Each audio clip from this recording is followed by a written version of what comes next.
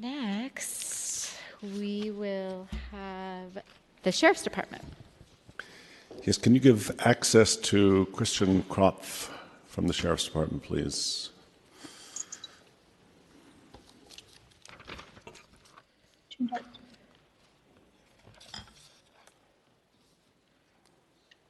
Hi, good afternoon, Chair Rowan and committee members. Can you hear me right now?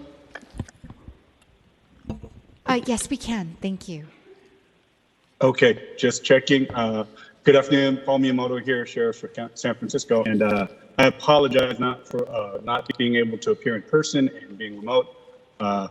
As much as we have enjoyed coming out of some COVID challenges and protocols and been able to meet in person, unfortunately, I wasn't able to arrange for being there in person, but I will be able to present over our team's meeting here, and I hope that as we move forward with our presentation, I can't quite see if anybody has any questions, so please speak up and feel free to interrupt me if there are any questions while we go through the presentation itself. Sounds great. Thank you. Sure. Next slide, please. So for our budget presentation, I wanted to make sure that we emphasize, especially for this upcoming fiscal cycle, that our goals revolve around two major areas. One is our personnel and our staffing shortages that we've experienced over the last few years. We have an emphasis in this budget and a goal to reduce our overtime to 10% of our total work hours, replacing those overtime hours with full-time hours. This is directly related to make sure that we increase our rate of deputy hires, make sure that we have a very robust recruitment, retention, and training cycle coming up here in this fiscal year, closing our gaps in our training requirements versus our training budget, making sure that while we are focused on these things as our priority, we're not losing sight of our other budget goals, which have been and continue to be supporting criminal justice and financial justice reforms, which you'll see in the upcoming slide. And also, more importantly, making sure that we stay on track with maintaining a level of transparency and integration with our criminal justice partners for a lot of things that have been unfunded for years that we hope moving forward will be funded and will support our movement to modernize some of our data systems. The next slide, please. This is a reference to some of those criminal justice reforms that I mentioned. We are still moving forward with our free phone calls for the incarcerated and for our justice involved that are in custody. We also have moved forward and are still in support of our commissary cost reductions, as well as one of my pet projects, which has been to provide devices for everyone that is justice involved in our system, so that they will have increased and expanded access towards services, connectivity and communication with loved ones, with their attorneys, all of the different things that all of us in the public have been used to with electronic devices. We're working towards getting that implemented this year, and the support for that, the funding for this pilot is included in our budget. We are also working towards continuing to support our efforts in decarceration. In fiscal year 17, 65% of our justice involved were in custody. Now here in 2022, 65% of our justice involved are now out of custody, which is a great number to see, but we want to make sure that we maintain a level of support in our budget to ensure that everyone remains safe and that we have successful outcomes with this type of process. And as I mentioned earlier, in regards to our data, our updates to our data and case management system, that's what we call our JMS upgrade, which is referenced here in this slide as well. This is in regards to not just being able to provide information and data more readily and more easily for the public and for those who ask for it through public records requests, but also to make sure that we have data integration for the courts, the public defender, district attorney, our other justice partners in the system. And again, this is something that we've been doing for a number of years now. Most of you are familiar that we worked with A lot of this at the recommendation of our Re-envision the Jail Replacement Project from a few years ago. And this is still something that we are working toward achieving. Next slide, please. Moving into our staffing and the focus and the priority for us moving into this next budget cycle. Right now, we have over 176 sworn positions open as of May of this year. Since 2020 July, 150 of those new sworn vacancies are attributable to that time period. Normally, we have an annual sworn separation rate of about 35. I believe this year or the past year we had 41. And one of the questions that had been asked by you, Chair Ronan, was in regards to what our attrition rate looked like over the past 3 years. And I believe the next slide has that. Next slide, please. Oh, I'm sorry. It'll be in another slide coming up. Part of the challenges that we face as a result of these vacancies have been that our overtime now is 25% of our total work hours. Where the unit cost is the same as a regular full-time, you know, as I mentioned at the very first slide, we had hoped to be at a level where it's only about 10% of our total work hours are overtime related. 25% over the long term is operationally unsustainable. It's extremely challenging for us to operate on overtime for a long period of time. We've worked with the city, the mayor's office, the controller's office in putting people in place to help fill these gaps. And we are going to be very aggressive in our upcoming budget to get some hirings done at the front end. One of the challenges that we face is we have a very long onboarding process for public safety employees. We have a 6-month time period, approximately 6 months from position request to putting them on payroll. This doesn't just include the civil service process, but also our background process. And then we have 9 months of additional time for training, which basically through backgrounds, through academy training, through jail-based core training, and through the one-on-one JTO and FTO type training adds up over time. And as you all know, we have levels of service that are required by our CBAs and our MOUs, 6 levels of service, which we try to meet, which we call our minimums, which in the following slides I will be referencing as we discuss the staffing levels further. Next slide, please. This is the slide that I was referring to in terms of our hirings, not keeping pace with our attrition and our separations. As you can see, this goes back not just 3 years, but the 3 years prior, where we stayed ahead in terms of our hiring. However, in the past 3 years now, we've fallen behind. And you could see a little bottoming out in 2021 and 2022. Around that time period, we had some challenges with people on extended leave and also a pause in our hiring processes as we went through the analysis and examination of our equitable hiring practices through the civil service process here in the city. So there was a kind of 9-month delay on processes for hiring, which were challenging for us, which led to some of those challenges with those numbers. Next slide, please. In regards to what we would like to see happen moving forward, this is a snapshot of what our hiring plan is for the upcoming budget cycles.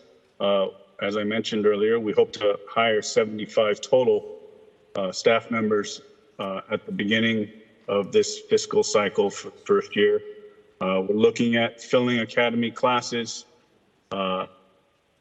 in cycles of 20. So if you look to the right, our academy classes, we hope to start during those timelines with 20 people each. And we also have what we call lateral or academy trained hires, and we hope to hire an additional 15 of those as well for a total of 75. The timelines for our academy trained hires are a little different because they don't have to go to the academy, and we can put them right into our one-on-one training, which helps with our timelines to get them on the job. Next slide, please. And this will reference our organizational charts. I do want to mention before I go into these slides that at the very end of our presentation, we have an appendix as well, and the slide decks go into more detail. Chair Ronan had mentioned that she wanted to know where all of the vacancies were by unit and location. We have 4 divisions in our department, and so the further breakdown is in the appendix slides, which we can still review, but I wanted to point out that these organizational charts cover the bigger picture, higher optic of operations.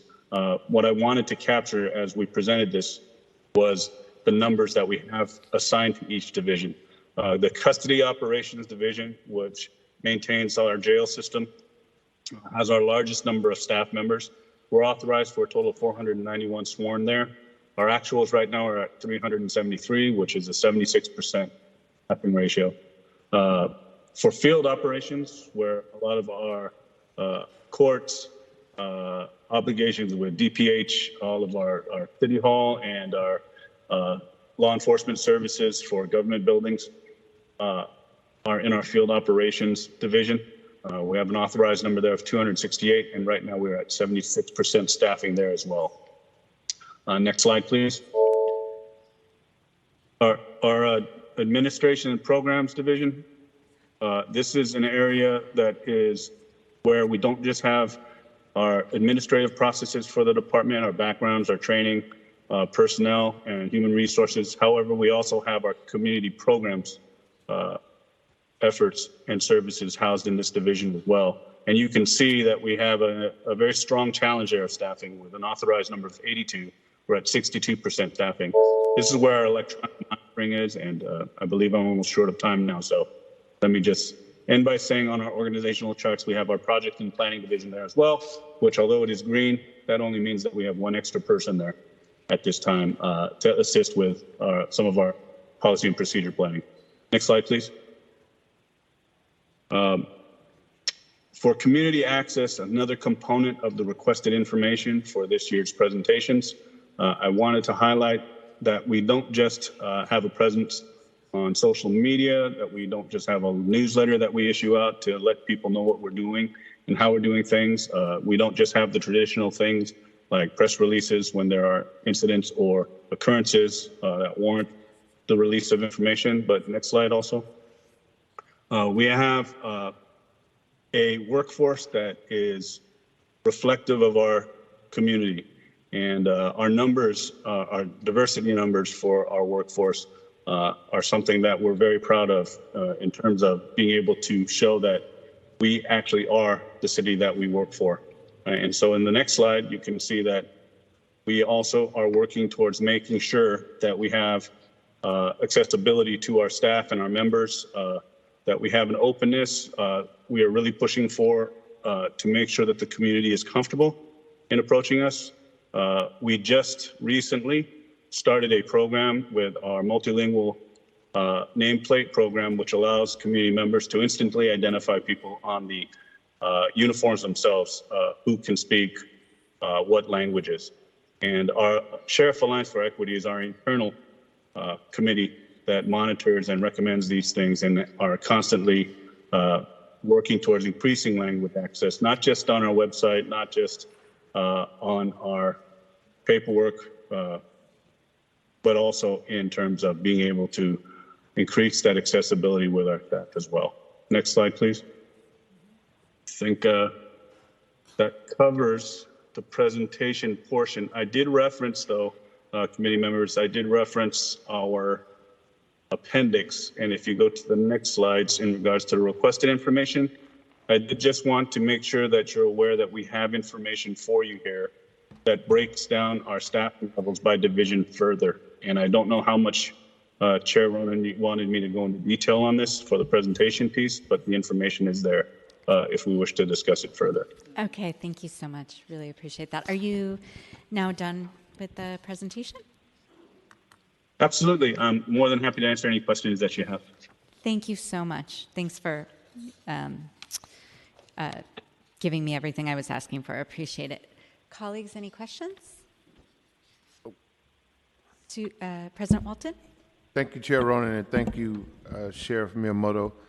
Just a couple of questions. One, I believe Cameo House was cut from your budget. That's correct. It was in our budget last year as an add back and was not included in our presentation budget for now. And we were hoping to have that as an add back for this year. And what was the plan to rehouse all these women and children? We actually were approached to help and assist in continuing the good services that Cameo House provides. It is something that we work with in our other areas of service, and the specific population that they support in regards to women with children who need supportive services, who are formerly incarcerated or justice involved. It was very important for us to be a part of that process as well. And I'm hopeful that we'll be able to ask for that on our ad backs as well. Hey, I'm definitely hopeful that we can work something out and, of course, be able to provide the service for a population that needs us. And then, is there an expansion of County Jail 6? There's no expansion of County Jail 6. Responded. We had in our original budget presentation a reference to what we call County Jail 3 Annex. It is connected to County Jail 3. During COVID, we had the need to open up a dorm there. And in anticipation for any needs like that, if there is another variant or if there's something else health related where we would have to separate out and spread out our population, through our experiences with COVID, we've developed plans where we are ensuring that we're prepared to meet that challenge again if it happens. And so part of that number that you might have seen would be the preparation for opening that if we had to spread out the population. But it wasn't meant to be an opening of a housing facility or anything else. So, in other words, if there were conversations about putting that on reserve, since we may not have a purpose for it, that sounds like something you would be amenable to? Yes, absolutely. Thank you. Thank you. Supervisor Safai? This transitional housing for formerly incarcerated women and families is extremely important. I understand that we did it as an ad back, but prior to that, it was funded previously. Can we just have a little history from the controller? Jumped up. I can start and then. Yes, that would be great. It looks like he's leaving now. Just kidding. I'm teasing. Go, Matt, So thank you. my understanding is that this one particular program had previously been funded through adult probation. Through a competitive solicitation, a different provider was selected. Last year, the board included a one-time add back in the budget for this program in fiscal 22. So funding for this program was not continuing in the budget for fiscal 23. Right. I think we did the one time with the hope that we would work with the mayor's office to find a way to keep that going. It looks like the controller has something he wants to add. He's like excited. He hasn't gotten up all day, so I just want to give him the opportunity to. Mr. Controller, what's going on? Afternoon, Supervisors. Ben Rosenfield, Controller. I will just note that this is a fundamental challenge that arises every year during the add-back process, and we do encourage the board, to the extent when you're crafting your final package for the budget, to the extent that the intent is for a program to continue to fund it in both years. Because if not, it does set these sorts of issues up year after year as we're crafting the budgets. No, I understand, but sometimes there's conversations about I think in this instance, if I'm not mistaken, this was, again, and you all know how much I enjoy working with adult probation. I think adult probation made the decision that the contractor changed. This was something that we found out about at the last minute.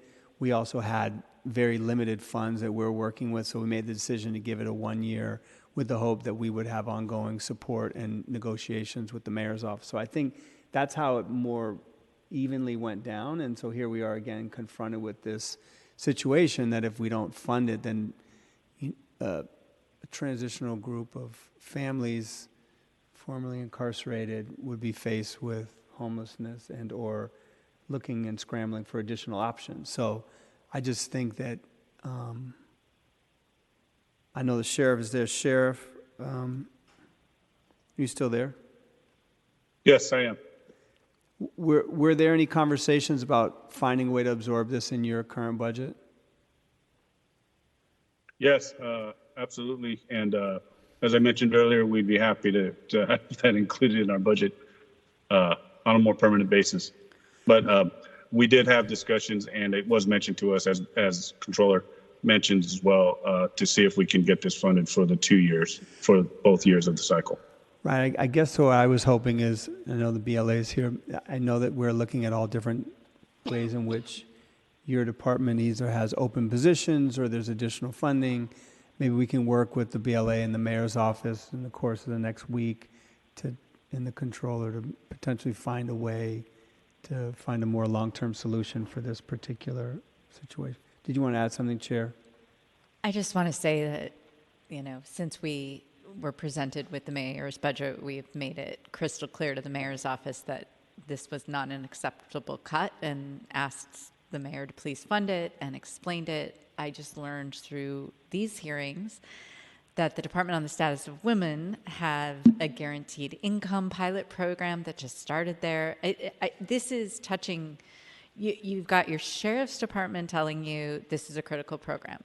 You've got the adult probation department telling you this is a critical program. You've got your Department on the Status of Women telling you that they just started a project there. You've got the Board of Supervisors telling you this is a priority. Like, why didn't you fund this project? It's just, we've been asking for a technical adjustment, and we still haven't seen it.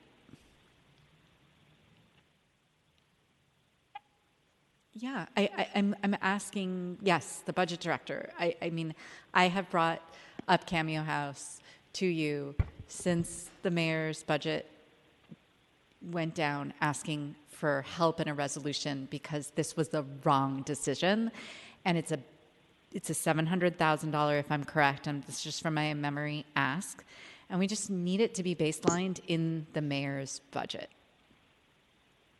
So thank you. We are actively prepping and putting together several technical adjustments, and we have not moved any yet, nor have made really any decisions about everything that's in or not in. So certainly, absolutely, we'll have this be part of the conversations over the next week and a half as we're finalizing the budget. Fantastic. Thank you. Yay. No more questions? Okay. Thank you, Mr. Sheriff. Thank you so much. And, I just wanted to appreciate you and your department for working with us and stretching yourselves even thinner in order to reopen the courts for out-of-custody criminal cases in the civil courthouse. Your staff was amazing, and I know that it took a lot because you are understaffed. So I just wanted to appreciate and recognize the work that you did. So thank you.